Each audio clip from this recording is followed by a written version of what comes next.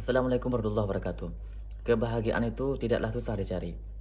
Tidaklah sulit kita menggapainya. Tidaklah sesulit yang kita pikirkan.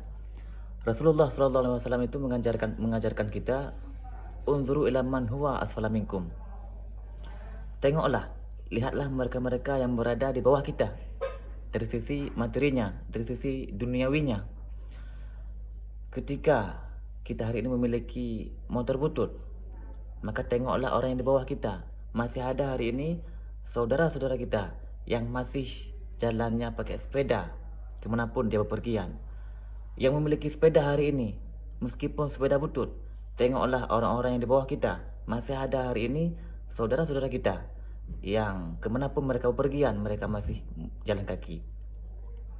Maka oleh karena itu, ketika kita menengok ke bawah kita dalam hal materi, ketika itu akan datang ketenangan, akan datang kebahagiaan. Ketika bahagia dan ketenangan itu datang, maka dengan mudahnya kita itu bersyukur. Intinya konsep bahagia itu adalah mensyukuri nikmat Allah SWT yang kita miliki hari ini.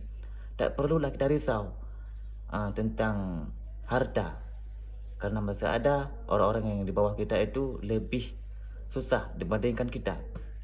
Karena Rasulullah SAW mengatakan, wala tanzur ila man huwa fawqakum. Jangan kamu tengok, tak perlulah kamu lihat kepada mereka-mereka yang dari sisi duniawinya, dari segi materinya itu lebih di atas kita.